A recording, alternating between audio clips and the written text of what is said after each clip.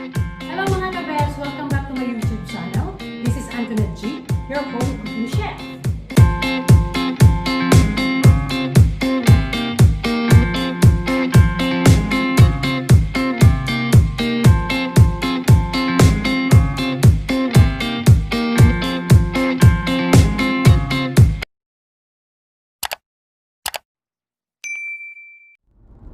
Good morning everyone! Today I'm going to the supermarket to get the ingredients for our seafood paella. And this time, I'm gonna be cooking with my friends. So, I'll see you later in my kitchen. Tayo ngayon sa aming kitchen. And these are the ingredients na pinamili natin kanina. So, we are ready to begin with our cooking session.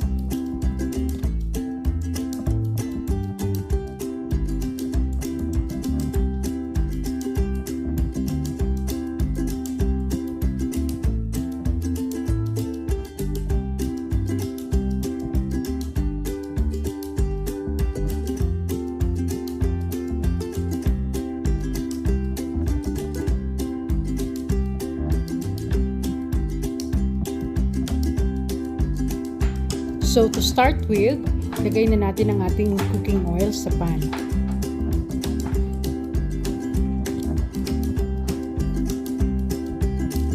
Okay mga kabes, so mainit na yung ating oil. Now we can actually put now the garlic.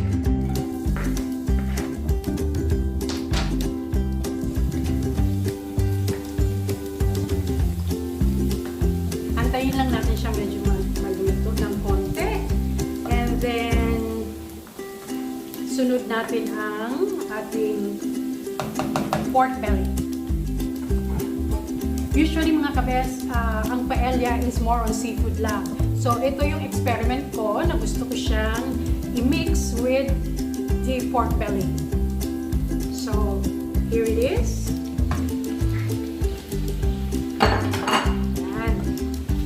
Lakasan natin yung ano. Okay. And we leave this for siguro mga 5 minutes para lang maluto yung ating pork. Takpan natin. Okay, so ito na yung ating pork. Add naman natin yung ating bay leaf.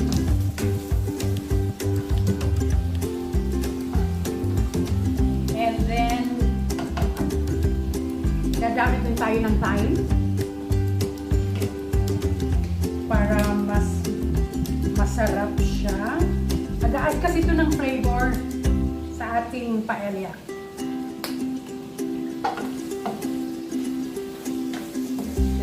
Sunod natin yung ating onions and bell pepper.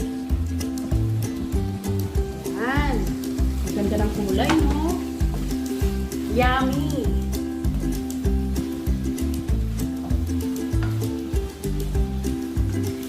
Pagkatapos nito, ilagay na rin natin yung ating green peas.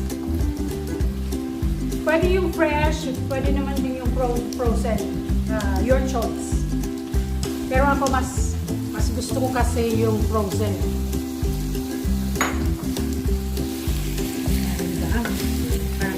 Christmas na Christmas yung kulay niya. Malapit na kasi yung ano yung Christmas season. Okay. Okay, so now i-season na natin siya. We will add our salts. And then, of course, pepper.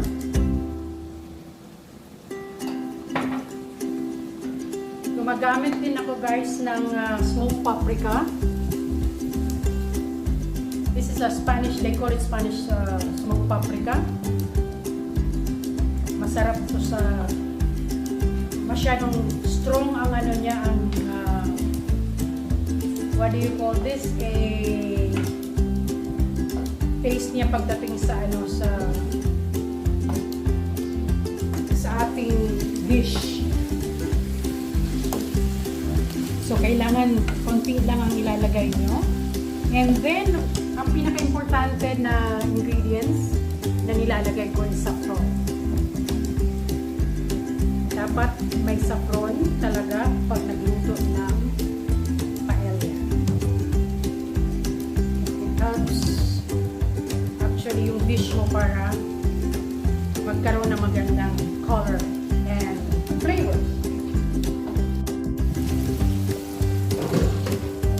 Okay, so now, i-add naman natin yung ating tomato sauce. Yan. Kahit anong brand, mga best, pwede. Usually, nilalagyan ko to ng white wine. Kaya lang since I'm going to eat this with my friends, isa sa kanila non-alcoholic, so I prefer not to use white wine.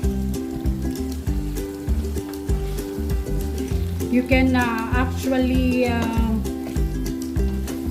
put water instead, or I have made here a chicken broth na pwede natin ilagay para pag niluto na natin yung ating paella rice.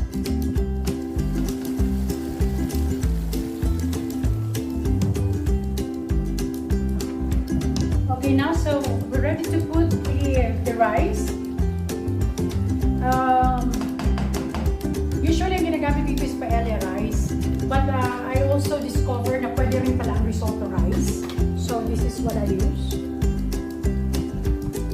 Kasi yung risotto rice din is actually parang paella, medyo sticky rin siya.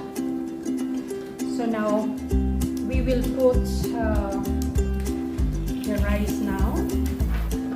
Kayo nang bahala guys kung gaano kadami ha.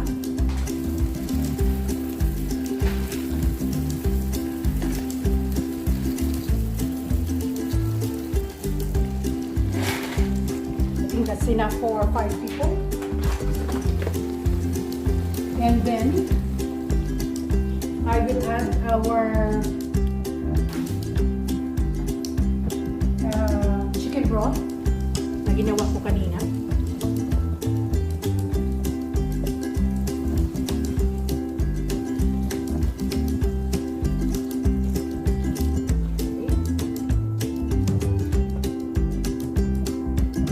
Sa inyo na yung mga kabes kung ano ang kung gusto niyo ng medyo hindi maalat, then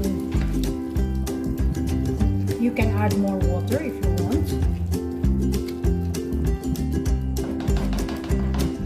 Okay, so check na natin yung ating rice.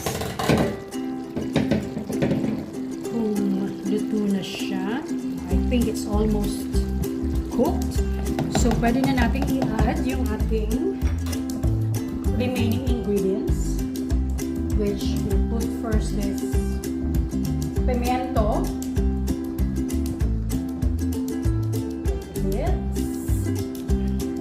para maganda yung presentation natin later.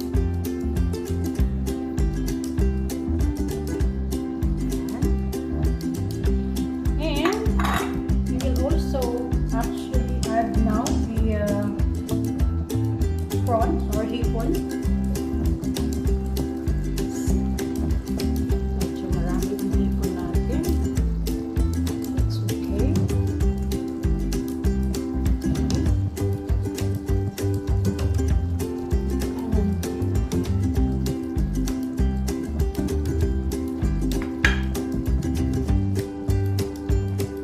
I think so. Masyadong marami, no? Kasi maglalagay pa tayo ng ating mussels.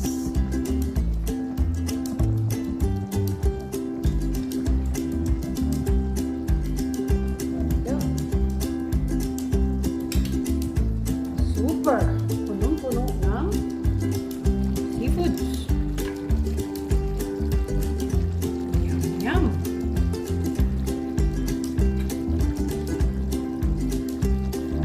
Then,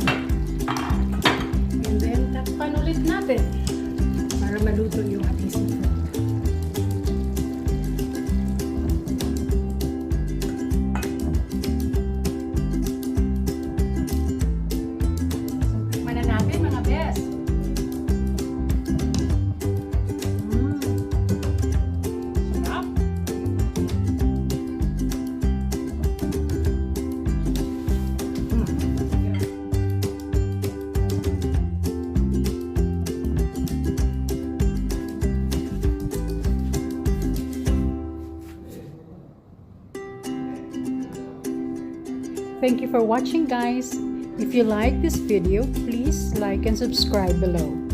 Buon appetito!